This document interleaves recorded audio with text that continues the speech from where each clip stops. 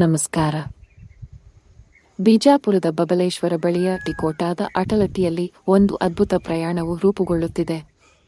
ವೃತ್ತಿಯಲ್ಲಿ ಪ್ರಾಂಶುಪಾಲರು ಮತ್ತು ಈಗ ಉತ್ಸಾಹದಿಂದ ರೈತರಾಗಿದ್ದಾರೆ. ಶ್ರೀ ಜಗದೀಶ್ ದನಗೊಂಡ ಅವರು ಉದಾತ್ತ ದೃಷ್ಟಿಕೋನದೊಂದಿಗೆ ಸಾವಯವ ಕೃಷಿಗೆ ಕಾಲಿಟ್ಟಿದ್ದಾರೆ.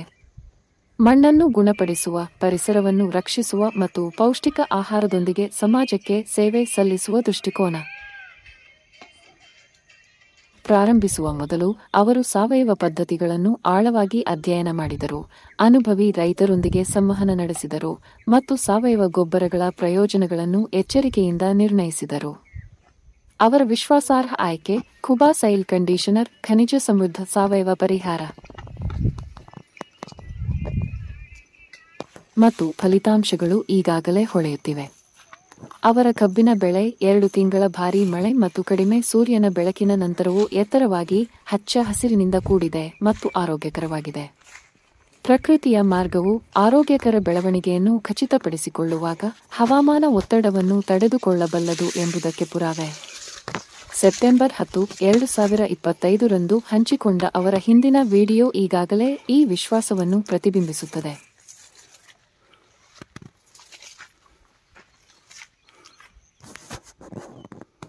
ಸಾವಯವ ಕೃಷಿ ಸಮಯ ತೆಗೆದುಕೊಳ್ಳುತ್ತದೆ ಎಂಬ ಹಳೆಯ ನಂಬಿಕೆ ಹಳೆಯದು ಎಂಬುದಕ್ಕೆ ಇದು ಜೀವಂತ ಪುರಾವೆಯಾಗಿದೆ.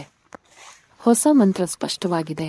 ಸಾವಯವ ಸಮತೋಲಿತ ಒಳಹರಿವು ಮೊದಲ ಬೆಳೆಯಿಂದಲೇ ಫಲಿತಾಂಶಗಳನ್ನು ನೀಡುತ್ತದೆ.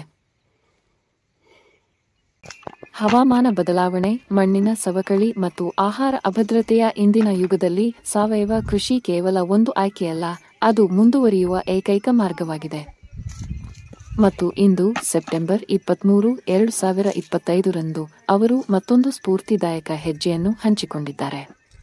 ತಮ್ಮ 3 ವರ್ಷದ ಮಣಿಕ್ಚಮನ್ ದ್ರಾಕ್ಷಿ ತೋಟಕ್ಕೆ ಕುಬಾ ಸಾಯಿಲ್ ಕಂಡೀಷನರ್ ಮತ್ತು ಕುಬಾ ಸಾಯಿಲ್ ಬೂಸ್ಟರ್ ಅನ್ನು ಅನ್ವಯಿಸುವುದು, ಸ್ಥಳೀಯ ಮತ್ತು ರಫ್ತು ಮಾರಾಟಕ್ಕಾಗಿ ಅದನ್ನು ಸಂಪೂರ್ಣವಾಗಿ ಕಲ್ಮಶಮುಕ್ತ ಕೃಷಿಯಾಗಿ ಪರಿವರ್ತಿಸುತ್ತದೆ. ಇನ್ನೂ ಹೆಚ್ಚಿನ ಮೌಲ್ಯವನ್ನು ಸೇರಿಸುತ್ತಾ, ಅವರು ಈ ದ್ರಾಕ್ಷಿಗಳನ್ನು ಒಣದ್ರಾಕ್ಷಿ, ಮನುಕ್ ಮತ್ತು ಕಿಶ್ಮಿಶ್ ಆಗಿ ಸಂಸ್ಕರಿಸುತ್ತಾರೆ, ಶುದ್ಧ, ನೈಸರ್ಗಿಕ ಮತ್ತು ಆರೋಗ್ಯಕರ.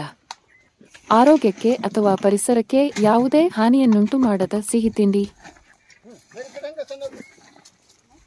ತಮ್ಮ ದ್ರಾಕ್ಷಿಯನ್ನು ರೋಗದಿಂದ ರಕ್ಷಿಸಲು, ಕೀಟಗಳನ್ನು ತಡೆಯಲು ಮತ್ತು ಅವುಗಳ ಆರೋಗ್ಯಕರ ಬೆಳವಣಿಗೆಯನ್ನು ಉತ್ತೇಜಿಸಲು ಶ್ರೀ ಜಗದೀಶ್ ಅವರು ನೈಸರ್ಗಿಕ ಮತ್ತು ಸಾವಯವ ಪರಿಹಾರಗಳನ್ನು ಮಾತ್ರ ಬಳಸಲು ಬದ್ಧರಾಗಿದ್ದಾರೆ. ಕುಬಾ ಬೆಳವಣಿಗೆಯ ಪ್ರವರ್ತಕ ಮತ್ತು ನೈಸರ್ಗಿಕ ತೋಟಗಾರಿಕೆ ತೈಲ. ತಮ್ಮ ಜಮೀನಿನಲ್ಲಿ ಬೇರೆ ಯಾವುದೇ ರಾಸಾಯನಿಕಗಳು ಅಥವಾ ಸಾಂಪ್ರದಾಯಿಕ ಉತ್ಪನ್ನಗಳನ್ನು ಎಂದಿಗೂ ಬಳಸಲಾಗುವುದಿಲ್ಲ ಎಂದು ಅವರು ಭರವಸೆ ನೀಡಿದ್ದಾರೆ. ಅವರ ಜಮೀನಿನಲ್ಲಿ ತೆಂಗಿನಕಾಯಿ, ಶ್ರೀಗಂಧ, ನಿಂಬೆ ಮತ್ತು ಇತರ ಅನೇಕ ಬೆಳೆಗಳನ್ನು ಸಹ ಬೆಳೆಯಲಾಗುತ್ತದೆ. ಇದು ವೈವಿಧ್ಯಮಯ ಮತ್ತು ಸುಸ್ಥಿರ ಪರಿಸರ ವ್ಯವಸ್ಥೆಯನ್ನು ಸೃಷ್ಟಿಸುತ್ತದೆ. ಆದರೆ ಶ್ರೀ ಜಗದೀಶ್ ಅವರ ದೃಷ್ಟಿಕೋನ ತನ್ನ ಸ್ವಂತ ಭೂಮಿಯನ್ನು ಮೀರಿ ಕೆಲಸ ಮಾಡುತ್ತಾನೆ.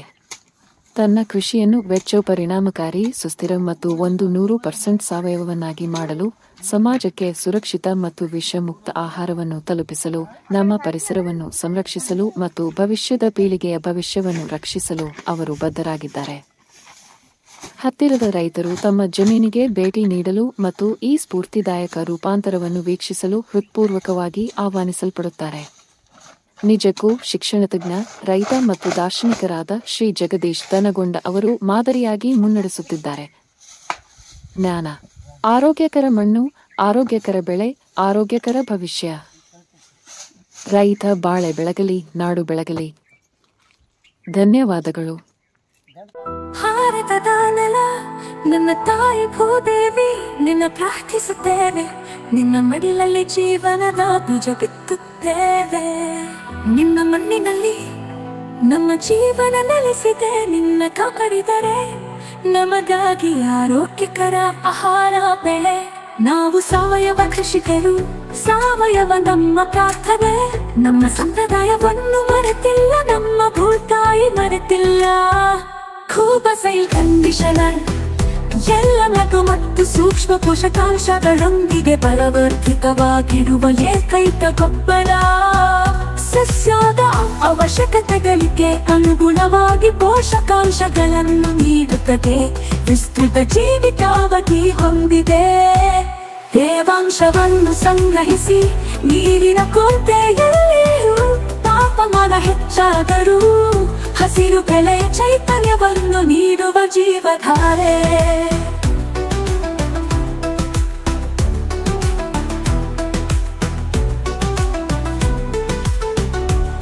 ಈ ಗೊಬ್ಬರವು ಎಲೆಗಳು ಬೇರುಗಳ ನೇರ ಸಂಪರ್ಕಕ್ಕೆ ಬಂದರೂ ಗೊಬ್ಬರ ಹಾಕಿದ ನಂತರ ನೀರು ಹಾಕುವುದು ತಡವಾದರೂ ಸಸ್ಯಗಳಿಗೆ ಯಾವುದೇ ಹಾನಿಕಾರಕ ಪರಿಣಾಮಗಳಿಲ್ಲ.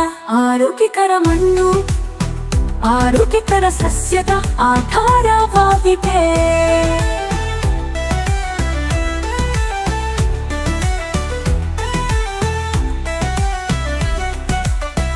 ಆರೋಗ್ಯಕರ ಮಣ್ಣು ಆರೋಗ್ಯಕರ ಸಸ್ಯದ ಆಧಾರವಾಗಿದೆ. ಆರೋಗ್ಯಕರ ಸಸ್ಯವು ಹವಾಮಾನ ಬದಲಾವಣೆಗಳು, ಕೀಟಗಳು ಮತ್ತು ರೋಗಗಳ ಸಂದರ್ಭದಲ್ಲಿ ತನ್ನನ್ನು ತಾನೇ ರಕ್ಷಿಸಿಕೊಳ್ಳುವ ಸಾಮರ್ಥ್ಯವನ್ನು ಹೊಂದಿದೆ. ಕೂಪಸೈ ಕಂಡೀಷನರ್ ಯಾವುದೇ ಮಣ್ಣು, ನೀರು ಅಥವಾ ಹವಾಮಾನಕ್ಕೆ ಸೂಕ್ತ. ಎಲ್ಲ ಬೆಳೆಗಳಿಗೆ ವೆಚ್ಚ ಪರಿಣಾಮಕಾರಿ ಸಾವಯವ ಕೃಷಿ. ಬೇರೆ ಯಾವುದೇ ಗೊಬ್ಬರ ಬೇಕಿಲ್ಲ. ಕೂಪಸೈಲ್ ಬೂಸ್ಟರ್ ಬೀಜ ಸಂಸ್ಕರಣೆ, ಬೇರುಗಳ ಸುರಕ್ಷತೆ ಮತ್ತು ಬೆಳವಣಿಗೆಗೆ. ಕೂಪಕೂಟು ಮೋಟರ್ ಕಡಿಮೆ ಬೆಳಕಿನಲ್ಲಿ ಉಳಿಯುತ್ತೆ ಬೆಳವಣಿಗೆಯ ಸಹಕಾರ. ಹೂ ಬಿಡುವಿಕೆ, ಹೂ ಮತ್ತು ಹಣ್ಣು ಇಳುವರಿಯನ್ನು ಹೆಚ್ಚಿಸಲು. ನ್ಯಾಚುರಲ್ ಹಾರ್ಟಿಕಲ್ಚರ್ ಆಯಿಲ್ ನಮ್ಮ ಉದಾಯ ವಿಷವಲ್ಲ. ಗಿಡಮರಗಳಿಗೆ ಅಥವಾ ಅದರ ಹಣ್ಣುಗಳಿಗೆ ಎಂದಿಗೂ ವಿಷವಲ್ಲ. ನೈಸರ್ಗಿಕ ಕೀಟರೋಗ ತಡೆಗಟ್ಟುವ ಸಹಾಯಕ.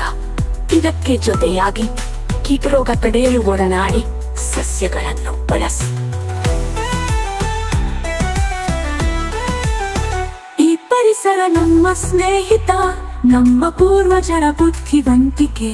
ಪರಿಸರ ಸ್ನೇಹಿಯಾಗಿರುವುದು ಎಂದರೆ ನಿಮ್ಮ ಪ್ರಯೋಜನಕ್ಕಾಗಿ ಪ್ರಕೃತಿಯನ್ನು ಬಳಸುವುದು, ಹಾಗೆಯೇ ಕೃಷಿ ವೆಚ್ಚವನ್ನು ಕಡಿಮೆ ಮಾಡುವುದು. ಆರೋಗ್ಯಕರ ಪೌಷ್ಟಿಕ ಆಹಾರವನ್ನು ಒದಗಿಸಿ ಅನ್ನದಾತ ಎಂಬ ಹೆಸರನ್ನು ಶ್ರೀಮಂತಗೊಳಿಸಿ.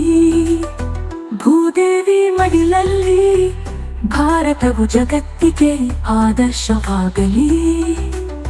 ಭೂದೇವಿಯ ಮಡಿಲಲ್ಲಿ ಸಾವಯವ ಕೃಷಿಯ ಪರಂಪರೆಯ ಬೆಳೆಯಲಿ.